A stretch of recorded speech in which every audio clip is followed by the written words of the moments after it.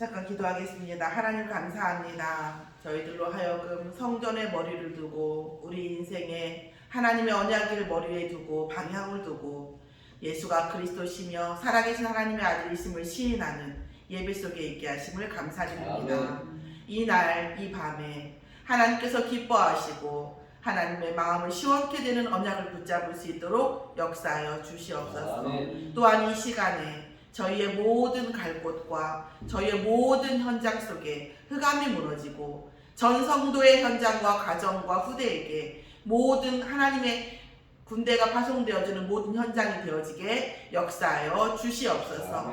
우리가 아버지는 정말 중심을 담아 중보기도 하고 중보로 예배할 수 있도록 하옵시며 전 성도가 하나님의 성전에 마음을 두고 하나님의 성전을 인생의 중심으로 둘 수 있도록 응답하여 주시옵소서. 감사드리며 예수 그리스도의 이름으로 기도드렸사옵나이다. 아멘.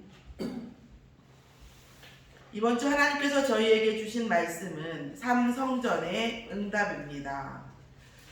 삼성전에 우리가 성전을 마음의 고향, 영적 고향이죠. 사실은 천국이 우리의 본향이고 영적 고향인데 천국이 보이지 않기 때문에 하나님께서 성전에, 구약시대에는 성전 모든 곳에 사실은 광야에 나와서 집도 없고 아무것도 없는데도 성전을 먼저 지으라고 했고 그 성전을 만드는 그 안에 모든 성물들을 그리스도의 표상으로 두셨습니다.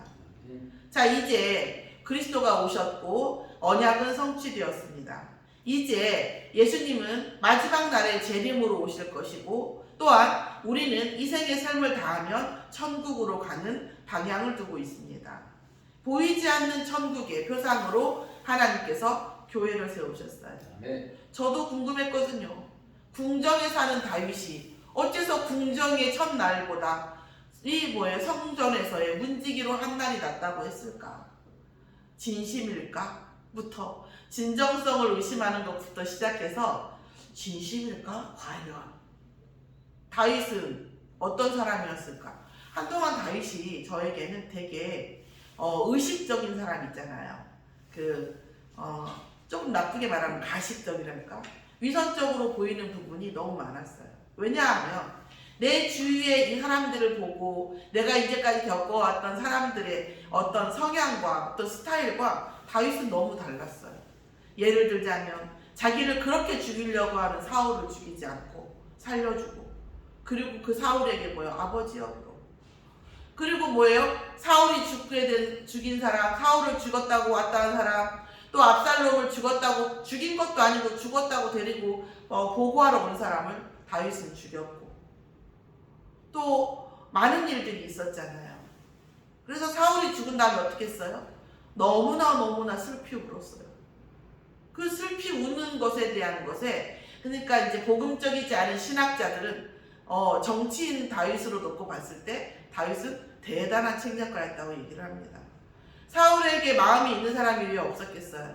근데 사울의 장례식에 다윗이 그렇게 울고 그렇게 슬퍼하고 그래버리니까 사울의 측근에 있던 사람들도 다윗에게 어떻게 보면 연합이 될 수밖에 없었다 이렇게 얘기하는 사람도 있어요.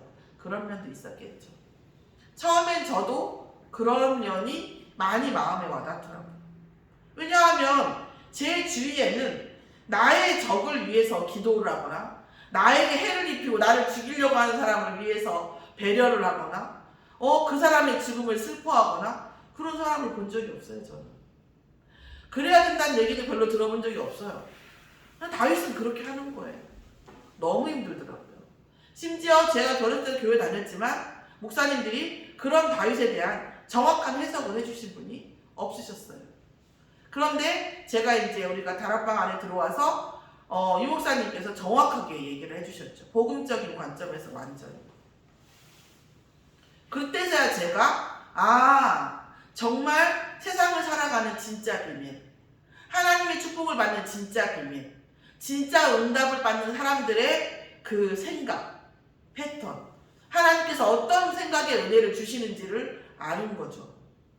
그래서 그때서 제가 예수님께서 팔복을 얘기하신 것도 이해가 됐고 그때서 왼뺨을 누가 치거든 오른뺨을 대라. 왼발 오른발 바뀌었나요? 맞을 거예요. 그래. 아니 그게 어떻게 말이 됩니까? 그러면 뭐 뺨을 대고 다니라는 말입니까? 맞고 다니라는 말입니까? 저 이해할 수가 없었어요. 왜요? 더구나 제 안에 얼마나 분노가 가득한데 거기다 또 맞고 다니라니 이게 무슨 말이야? 이렇게 생각이 됐다고. 그런데 정말 말씀 속에서 모든 것들이 이제 된 거죠. 그 중에 하나가 뭡니까? 이 궁정에서의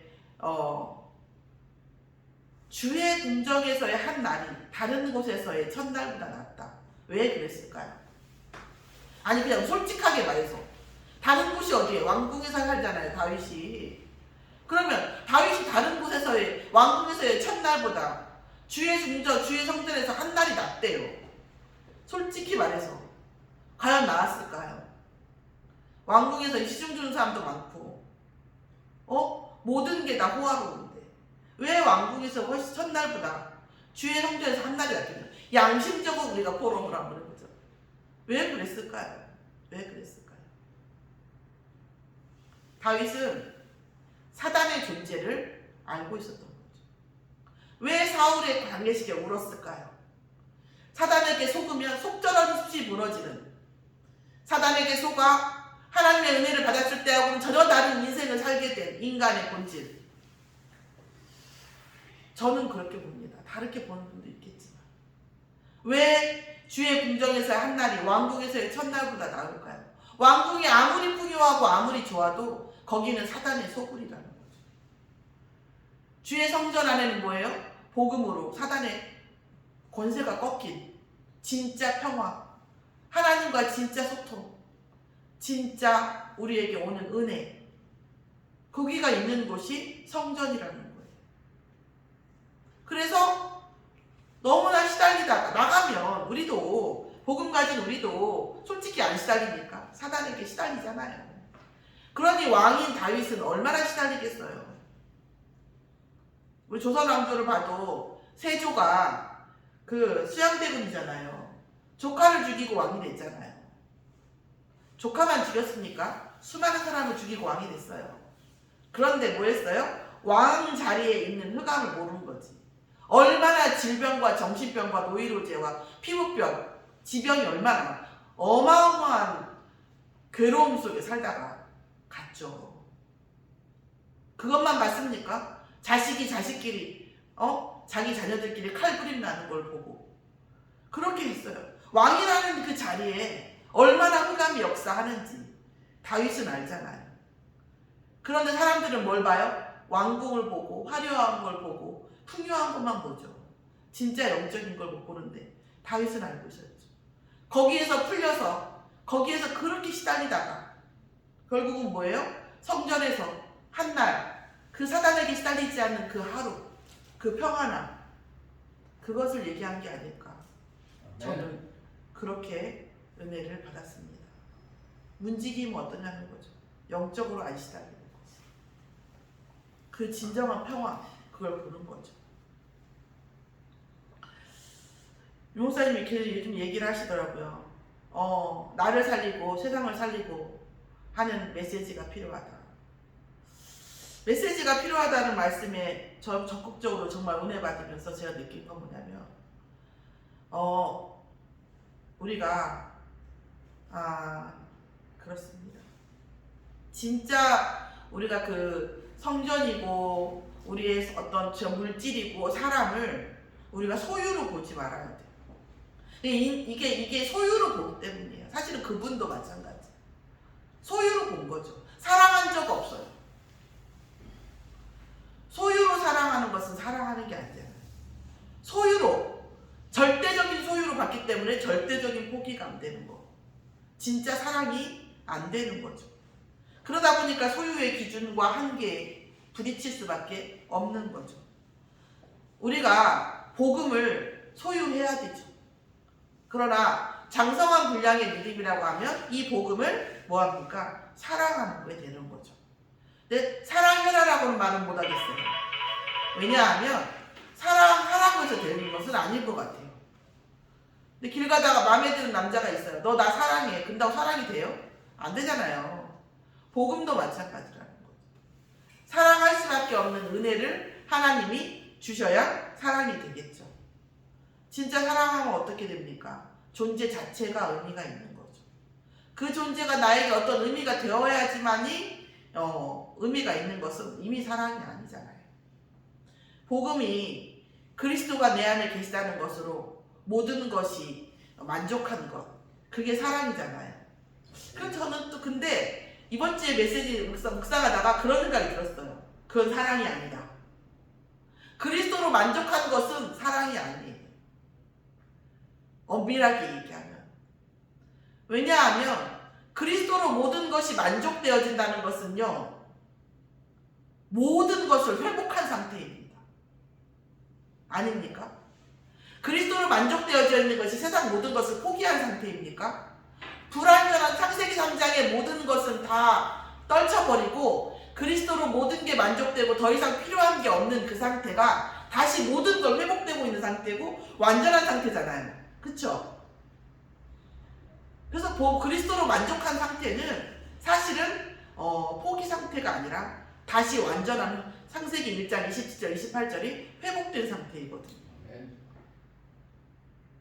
정말 다윗을 알면 복음을 안다고 볼 수밖에 없고, 진짜 예수 그리스도의 권세를 알면 그리스도 하나만 붙잡고 나머지 다 없애도 상관없다는 거죠. 값진 진주, 값진 보화, 그리스도 안에 있으면 사실은 모든 게 다 오는 거거든요. 못 봐서 그렇지.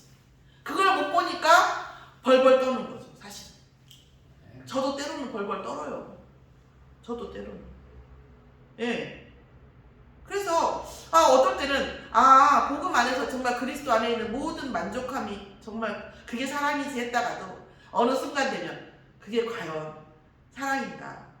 그리스도라고 만족되어지는 것은 모든 게 보장됐다는 건데, 모든 게 완성된 건데, 그런 생각이 두 가지가 한꺼번에 들어오더라고요. 우리가 메시지를 가져야 되지만 소유와 사랑 속에서 우리가 가지고 있는 어떤 감정, 우리가 가지고 있는 어떤 대상, 우리의 상태를 볼 때 내가 소유에 집착하고 있는지, 정말 사랑하고 있는지를 볼 필요가 있다는 거죠. 적어도 제가 볼 때는 저도 이렇게 성전을 왔다 갔다 하는 모습 볼 때 저 자신에게 물어봐요. 이 성전이 내게 어떤 의미인가? 또한 이런 것도 있잖아요. 이 성전이 내게 어떤 의미여야 하는가? 하나님께는 이 성전이 어떤 의미가 있는가? 많은 것들이 있겠지만 제가 느끼는 것까지 말씀드리면 어떤 거냐면, 천국에 소망이 있으면 성전에 소망이 있을 수밖에 없는 거죠. 이 지금의 우리의 이 교회는 천국에 대한 예표거든요. 천국에 대한 소망이 없으니까 성전에 대한 소망이 없는 거예요. 육신적인 삶, 지금 우리가 살아가고 있는 삶의 관계에만 그것이 중요하고 그것에 대한 도구가 복음이 되거나 막연한 소망이 있다 보니까 성전에 소망이 없는 거죠, 사실은. 그래서 저는 의무적으로 혹은 때로는 정말 영적으로 필요해서 진짜 요즘 정말 느끼거든요. 정말 모든 성도의 영적인 배경, 울타리가 되려면 얼마큼 기도해야 되는가, 얼마나 집중해야 되는가, 나는 과연 이런 부분들에 대해서 이제 몸부림을 하다 보면 그러다가 이제 제가 노래 성전에 많이 부대끼면 부대낄수록 하늘 성전, 천국에 대한 소망과 천국에 대한 어떤 뭐라고 얘기를 해야 될까요? 천국에 대한 내가 소속감이랄까요? 그런 게 너무나 강해지더라고요, 제가. 내가 천국 시민권자구나. 하나님의 백성이구나. 그런 마음이 이 성전 안에서 강해지더라고요. 그래서 제가 이제 이 말씀에 대해서 또다시 다윗의 고백이 또다시 공감되어지고 또다시 이해가 되어지고 이런 것 같습니다. 그러면서 뭐라고 여호와 하나님은 해요 방패시라. 뭐에 대한 방패시겠습니까? 사단에 대한 방패죠. 그래서 여호와께서 은혜와 영화를 주시고 또한 여호와 앞에서 정직하게 행하는 자에게 좋은 것을 아끼지 아니하실 것임을 안다는 거. 다윗도 알았어요. 다윗도 하나님 안에 있는 왕궁이 아무 의미가 없다는 거죠. 왕궁은 왕궁의 한계를 가지고 있어요. 의무도 있죠. 아무리 왕이지만 그 왕궁 안에서 행해야 되는 의무가 있어요. 그런데 하나님 안에서는 모든 게 충족된다는 것을 다윗도 이미 안 거예요.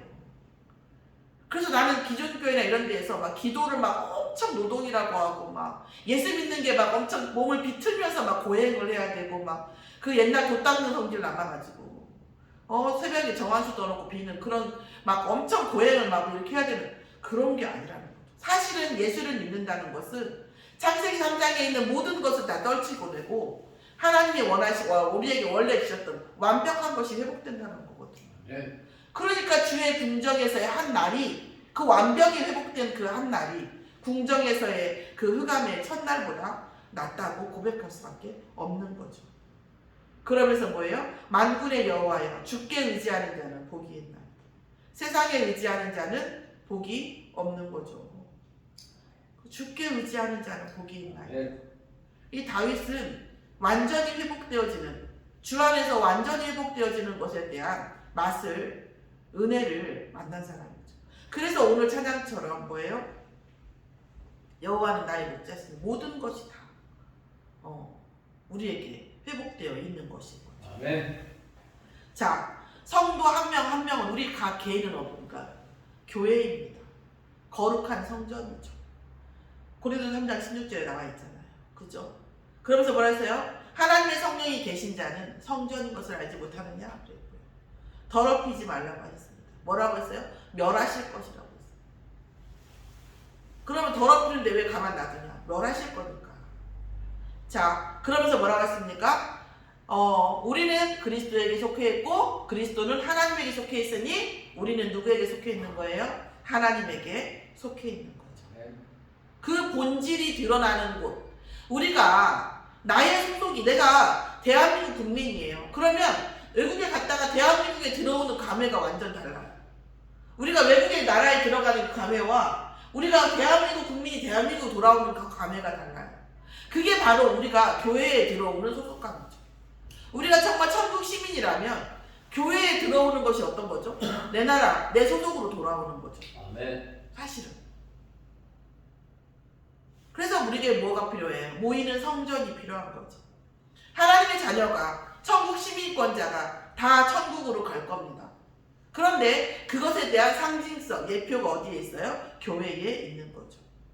그래서 하나님께 영원히 예배드릴 건데 나를 정해서 육신의 날에 나를 정해서 하나님께 모여서 예배드리는 거죠. 그 예표가 뭡니까? 각자 예배드리면 예배가 아닙니까? 아니요. 천국을 예표하는 거죠. 천국의 응답을 예표하는 거죠. 그리고 뭐예요? 천국의 치유가 일어나는 거죠. 그리고 뭐합니까? 이 천국에 누가 와요? 나그네와 어린아이가 오죠. 그리고 모든 사람이 어떻게 합니까? 치유받잖아요. 그 예표가 뭡니까? 또한 세 가지 뜰이죠. 교회에. 자, 그래서 성도 자신이 성전이고 그 성전이 모여서 예배드리는 곳이 예배당, 모이는 성전이죠.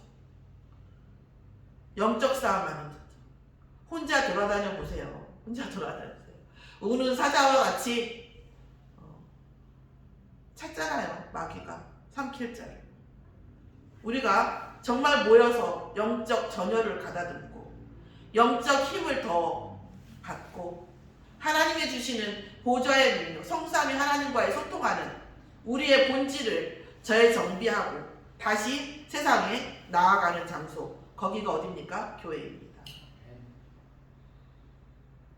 또 세상에서 상처받고 세상에서 정말 답이 없고 세상에서 정말 힘들 수밖에 없는 그 많은 사람들이 또한 뭐예요? 교회에서 살아나고 하나님으로부터 오는 힘을 받을 수 있는 시스템이 교회에는 갖춰져야 됩니다.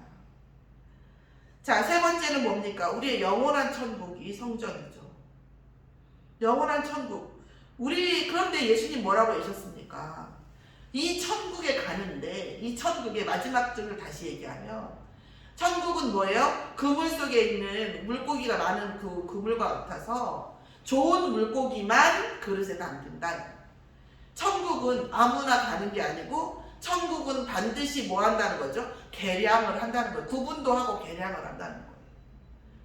천국에 갈 사람과 안 갈 사람이 구분되어지고 천국에 가는 사람들도 면류관, 이 땅에서 어떻게 하나님 나라의 일을 확장했는지, 얼마큼 복음운동했는지에 대한 반열이 세워진다는 거예요. 그것은 영원한 신분제예요. 영원한 신분제. 천국은 평등하지는 않다는 거죠. 그래서 성국 요한계시록 보면 하나님의 아들들이, 하나님이 나타나실 때 하나님의 아들들이 따라다니고, 거기에 뭐예요? 천사들이 수종드리고 왕들은 그 반열대로 움직인다고 돼 있죠. 우리의 100년의 삶 속에서 영원한 하나님 나라에 우리의 상벌은 아니죠. 벌은 아니죠. 지옥에 가는 건 아니니까. 그래서 뭐예요? 우리도 그렇잖아요. 물고기를 어떻게 담아요? 크기대로 담잖아요. 천국에 가서도 마찬가지라는 거죠. 그거를 안 사람이 누구예요? 감추인 보화를 발견한 사람이에요. 그거를 안 사람이 누구예요? 좋은 진주를 발견한 사람이에요. 아, 내가 이 삶을 통해서 우리가 진짜 천국에 대한 소망, 천국에 하나님께서 주실 상급을 발견한 사람이 전 재산을 다 들여서 그 밭을 산다는 거죠. 그런데 우리는 뭐 이단들처럼 물론 그럴 수도 있어. 그렇지만 그래도 괜찮지만 사실 대부분이 특별한 경우 아니고는 뭐 목숨을 바치고 순교를 하고 이런 경우도 있긴 하겠죠. 그러나 대부분이 천국의 감추인 보화를 통해서 우리가 우리의 인생을, 우리의 삶을, 우리의 재산을 드릴 때에 하나님은 성삼위 하나님의 보좌의 축복으로 이 밭을, 이 진주를 축복하신다니까요. 천국 배경이 내 삶의 천국 배경으로 옮겨온다니까요. 이게 우리 아버지잖아요. 우리 아버지의 능력이잖아요. 이게 우리 아버지의 시스템이라니까요.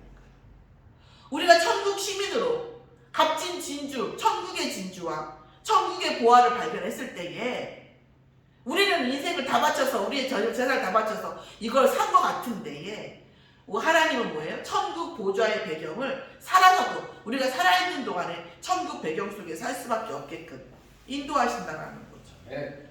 그러니까 84장 12절에 만군의 여호와가 주께 의지하는 자는 복이 있나이다. 주께 의지하는 자가 뭐예요? 감추인 보화를 산 사람이죠. 값진 진주, 좋은 진주를 발견한 사람이죠. 우리의 삶이 먹기 위해서, 입기 위해서, 자녀에게 잘 저기 해주기 위해서, 자손에게, 남들에게 잘 보이기 위해서 이것이 아니라 영원한 우리의 상급을 발견할 수 있는 그런 저와 여러분이 되어지기를 예수의 이름으로 축원합니다. 우리가 이 세 가지 성전을 누리면서 인생을 살면 하나님께서 우리에게 완전한 천국 배경 속에서 살 수밖에 없게 되는, 이거 아시죠? 하나님이 억지를 안 하셔도 돼요. 왜냐하면 이거는 마치 1 더하기 1은 일하는 것을 하나님이 직접 개입해야 됩니까? 그렇잖아요. 물을 부으면 젖는 것을 개입해야 됩니까? 이미 그렇게 창조해 놨잖아요. 그럼 굳이 하나님이 하시지 않아도 될 일이에요. 왜? 창조를 그렇게 해놨으니까. 흑암이 떠나면, 천국 배경이 오면, 흑암이 떠나는 것은 하나님 개입 안 하셔도 원래 그렇게 돼 있어요. 그렇죠? 네. 원래 그렇게 돼 있잖아요. 우리가 이 삼성전의 응답을 누릴 때에 하나님께서는 천국 배경에 인생을 살 수밖에 없도록, 응답을 받을 수밖에 없도록 이미 뭐예요? 그렇게 우리를 창조하신 거죠. 그래서 삼성전을 누리는 것은 무엇입니까? 회막의 축복을 누리는 것입니다. 정말 우리가 함께 모여서 하나님을 찬양하고, 함께 모여서 하나님의 나라의 일을 고민하고, 함께 모여서 이 세상을 어떻게 살릴까? 한 지역과 한 나라와 또 후대를 놓고 기도하고 예배하는 것. 그게 회막의 축복 아닙니까? 또 장막의 축복은 뭡니까? 만나서 우리가 모여서 예배했을 때 그 은혜를 내 현장으로 가져가는 거죠. 내 현장으로. 우리의 집, 또 혹은 우리의 산업 현장에 장막의 축복. 그래서 집 옆에 장막을 만들고 거기에서 기도하고 했던 거죠. 자, 그리고 우리에게 뭐가 있습니까? 천국 시민권이 있죠. 우리에게 천국 시민권이 있기 때문에 당연히 살아있는 동안에도 천국 배경 속에 살 수밖에 없는 거죠. 그런데 이것이 그러니까 어떻게 보면 그렇잖아요. 예배 내가 분명히 구원 받았는데 교회를 안 와. 예배 교회를 떠나. 그럼 어떻게 되죠? 대부분이 영적 흙탕 속에서 아주 타락하게 됩니다. 왜 그렇습니까? 천국 시민권이 있는데 그 시민권을 못 누리면 그 왕자와 거지처럼 사는 거죠. 그걸 못 누리면 육신은 뭐예요? 사단에게 내어주고 마지막 날에 겨우 구원받는다고 성경에 나와 있잖아요. 또 한 번 말씀을 드리면 이거는 제가 또 묵상하다 보니까 이런 말씀하고 연결이 되더라고요. 성도가 거룩한 성전인 것은 예수 그리스도를 영접한 거잖아요. 예수가 그리스도인 것을 아는 자는 구원받은 하나님의 자녀잖아요. 그럼 뭡니까? 사도행전 1장 1절이 성취된 사람이죠. 그리고 뭡니까? 모이는 성전은 뭐예요? 하나님 나라죠. 하나님 나라. 그죠? 그리고 뭐예요? 영원한 천국은 뭐죠? 영원한 성령 충만이죠. 땅끝까지 증인되어지면 천국이 내려오잖아요. 그러면 다시 말씀드리면 이 모이는 성전은요 오순절이라고 말씀드릴 수 있어요. 또 그래서 이 모이는 성전 속에서 흑암이 얼마나 꺾이고 우리가 정말 언약 붙잡고 어떻게 누리느냐에 따라서 사실은 광야에서의 우리의 삶이 결정되는 거죠. 사실은 이 맥추절 추수감사절로 가는 그 과정이 사실은 맥추절이잖아요. 오순절. 그래서 우리의 삶은 광야이고 우리가 응답받는 것은 오순절의 역사, 오순절의 응답을 받아야 되거든요. 그 오순절의 응답이 어디서 되어지냐? 모이는 성전 속에서 되어집니다. 저는 많이 받다니까요. 정말 교회와 성전과 주의 종을 위해서 헌신하는 그 중직자를 축복하시지 않는 걸 본 적이 없어요. 전 개인적으로 인격적으로 별로 좋아하지 않는 제 성향하고 안 맞는 중직자도 많았었고 좀 이렇게 안 맞는 것 같은 분들도 많았었어요. 그러면 그분이 섬기는 목회자도 그닥 그랬었어요. 제 기준에는 그래요. 하나님 기준에 나쁠 수도 있죠. 그런데도 불구하고 하나님께서 목회자를 실패시키긴 해도 그 중직자를 실패시키지 않으시더라고요. 네. 우리 그 전주 이은미 집사님 너무나 많이 봤죠. 전주에서도 많이 보고. 진짜 하나님께서는 정말 이 광야 속에서 성도들이 이 인생의 광야 속에서 가는데 맥추절의 응답을 성전에서 받아야 되잖아요. 오순절의 응답을 성전에서 받아야 되잖아요. 그렇기 때문에 이 성전을 놓고 기도하고 헌신하는 이 손길과 그 중심은 반드시 하나님께서 응답의 증거를 주실 줄로 믿습니다. 이미 또 증거를 너무나 많이 봤어요. 저 같은 경우는. 그래서 교회와 신앙생활은 천국의 예표이고 또 하나는 오순절의 응답입니다. 마지막으로 하늘과 땅을 진동시키는 응답의 열쇠가 어디에 있었는지 어디에 있습니까? 학계 선지자를 통해서 성전을 건축하려고 하는 스룹바벨에게 말씀을 주시는데 우리가 학계서 2장 20절하고 21절 나와 있는데 아니 그렇게 안 하고 2장 6절에서 9절 말씀을 읽고 마치겠습니다. 학계서 2장 6절에서 9절 말씀을 같이 보겠습니다. 구약 마지막 부분이잖아요. 찾기는 쉬우실 겁니다. 학자 있으니까. 그죠? 2장, 학계서 2장 6절에서 9절 말씀을 저 여러분이 같이 천천히 읽고 마치겠습니다. 같이 읽겠습니다. 만군의 여호와가 이같이 말하노라. 조금 있으면 내가 하늘과 땅과 바다와 육지를 진동시킬 것이요 또한 모든 나라를 진동시킬 것이며 모든 나라의 보배가 이르리니 내가 이 성전의 영광이 충만하게 하리라. 만군의 여호와의 말이니라. 은도 내 것이요 금도 내 것이니라. 만군의 여호와의 말이니라. 이 성전의 나중 영광이 이전 영광보다 크리라. 만군의 여호와의 말이니라. 내가 이곳에 평강을 주리라. 만군의 여호와의 말이니라. 아멘. 기도하겠습니다. 하나님 감사합니다. 저희들에게 삼성전의 응답을 주심을 감사합니다. 예수가 그리스도시며 살아계신 하나님의 아들이시니 반드시 성취되어질 삶 성전이 되어지게 역사하여 주시옵시며, 어떻게 생각하면 당연한 응답인데 또 당연하게 누릴 수 있는 절대 믿음을 저희에게 허락하여 주시옵소서. 한 주간 남은 시간 동안 정말 말씀으로 인도받게 역사하여 주시옵시고, 우리가 성전을 놓고 기도하고 정말 우리가 가진 복음을 놓고 기도하며 천국 시민을 누릴 때에 성삼위 하나님 보좌의 능력이 반드시 임하는 그 증거를 허락하여 주시옵소서.